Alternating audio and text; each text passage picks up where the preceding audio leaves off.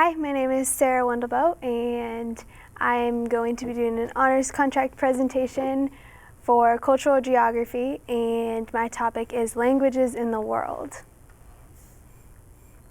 So what is language? Language is described as a system of communication based on symbols that have agreed upon meanings. That is a very general definition that can be slightly confusing and possibly misleading, since symbols are often associated with writing, and some languages are not even written. So here's a list of some basic characteristics of language. First off, language is flexible. So there's a situational quality of language that causes it to change depending on what environment you're in.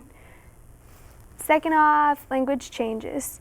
So over different times, the meaning of words as well as the actual words that are used change. So one example of that is the word selfie was recently added to the dictionary. Selfies are obviously not a thing of the past, they're a thing of this generation. So in the past there was no need to have a word for this since it didn't exist. Other phrases phase out over time due to generational differences in speech. Third, language provides a basis for communication. And this kind of sounds like it's common sense, but is arguably the most important aspect of language. Communication, which comes from language, allows people to share their ideas, beliefs, and connect with other people from different regions or backgrounds.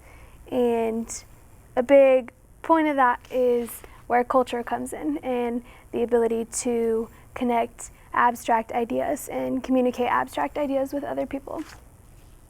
Unfortunately, due to the nature of the number and complexity of different languages, communication is not always clear.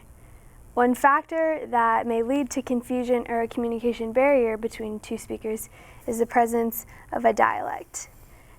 A dialect is a particular variety of language characterized by distinctive vocab, grammar, and pronunciation. So every language has its own specialized strategies used to communicate, including the grammar, vocab, and pronunciation. So as you can see here in the comparison of American and British English, while they are the same language, there are different variations of English and vocab depending on where you live. In this case, America or Great Britain. I thought that was kind of cool to see too, differences between like cookie versus biscuit, and obviously a lot of the American ones sound normal to us, but the British ones, if you were in Great Britain, would sound more typical. A common misconception is the distinction between dialects versus accents. So accents are actually the influence of a first language on one's ability to produce English. For example, someone who has lived in Russia their whole life and their first language is Russian would have an accent when they're speaking or learning to speak English. A dialect, on the other hand, is a regional or geographical difference between those speaking the same language. For example, people who live in the southern states of the United States are said to have a southern dialect, while northern states, such as Minnesota, have their own dialect, which includes different pronunciations of certain words. Examples of common dialect differences would be in the north, people refer to the carbonated drink that you might order at a restaurant as pop, while in the south it is more commonly referred to as Coke or even soda. Also, when referring to a group of people in the northern United States, most would say you guys, while in the south we say y'all. A big thing to note too on dialects is that they are referred to as a language difference and not a language disorder. So that means that it's just a difference and it is not a disorder of language. So here is a picture of my dialect map, which was generated after taking a quiz, a dialect quiz, which asks different questions about how I say certain words. And I was actually born in Wichita, Kansas, and then moved to Tulsa when I was little and grew up in Oklahoma, and I've lived in Oklahoma pretty much my whole life. So the red on the map indicates the most similar speaking patterns, which I thought was kind of interesting because when you look at it, it's clear that Oklahoma is the darkest red, so that would be where I am most similar speaking pattern-wise, which makes sense. So the beginning of this chapter went through several different types of language. I'm just going to talk a little bit about sign languages since I'm currently learning American Sign Language. So sign languages are non-spoken languages used to communicate with people whose hearing or speech is impaired. Sign language can also be used in younger children who are nonverbal, so before they've learned to speak. Sign languages are based on body movements, especially hand motions like in American Sign Language, where signs stand for words. And also sign language is actually classified as a type of a body language, which is another one of the languages that was described in the chapter. Sign language is actually not universal. This is something I think a lot of people probably don't know. So, like other languages, there's not one universal sign language. Instead, it has different variations of it depending on where you live. Not only are the signs different in different types of sign language, but their grammar, so to speak, and style of signing is also very different. So here's an example of that. As you can see here, the American Sign Language alphabet primarily uses one hand, and that is you use your dominant hand to sign. However, in British Sign Language, both hands are used, and you can see that in their alphabet. I also think it's interesting, we've talked quite a bit in my ASL class about the struggle it took to get sign languages actually recognized as a language, because they have not always been considered a language. Historically, some of the reasons people were against declaring sign as a language were religious and political traditions. For example, a source I found from Branson and Miller described how pre-Enlightenment policies against sign language sprouted from religious practices where speaking was believed to be necessary, such as in saying the creeds or confessions. Taking American Sign Language here at OSU, I've taken it for the last 2 semesters, and it's been really eye-opening to me. It's been really cool to get to communicate with a group of people that I previously couldn't, and it's amazing to see how the deaf community, for example, has such a culture of its own. And when you break down their culture, it's really centered around their language, which is their sign language. So how many languages exist in the world today? It's very debatable how many languages actually exist, since there's not necessarily a specific set of rules as to what constitutes a language. It's very hard to measure, and there are a lot of little small towns and villages which could be argued to speak different languages or variations of the same language. So the textbook says there are 6,900 different languages. One source I found gave a range of 5,000 to 7,000. So I think that's kind of interesting because the book's range is in the middle of that, so that's promising that the range is somewhat accurate. And everything that I've looked at is around the 5,000 to 7,000, maybe 8,000 range. So one thing that everyone can agree on, though, is that it's hard to say for sure how many languages actually are present in the world today due to the challenge of classifying what is a language.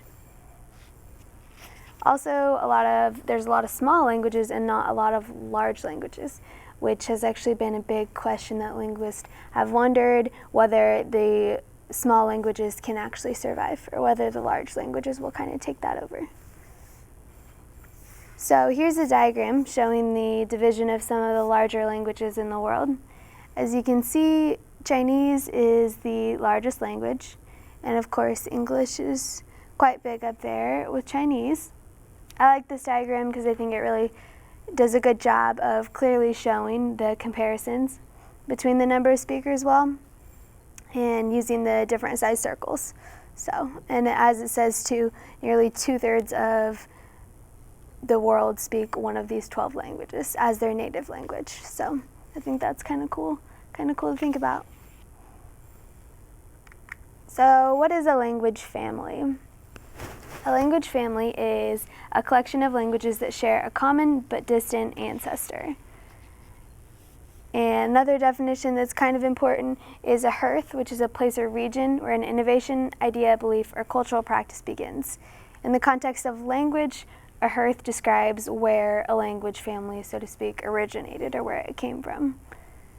So there's quite a few language families, as you can see here on this graph, but I'm going to briefly talk about some of the bigger ones. So first off,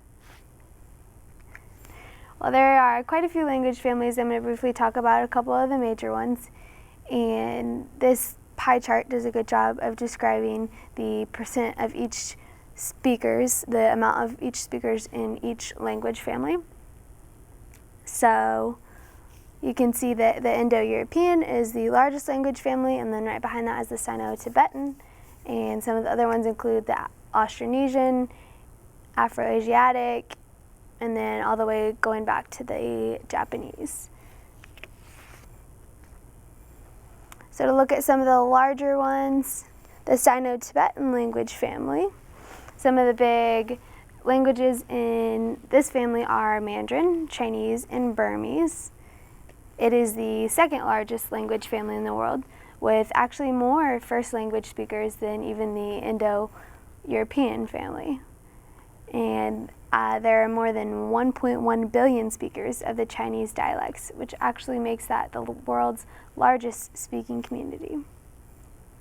And here is a diagram of the language family, which I think is really, really cool to see how divided it is and how many branches are off of just that one language family. And as you can see, there was the other language families on the last one. So next I'm going to talk about the Indo-European language family, and some of the languages in this include English, Hindi, and Spanish.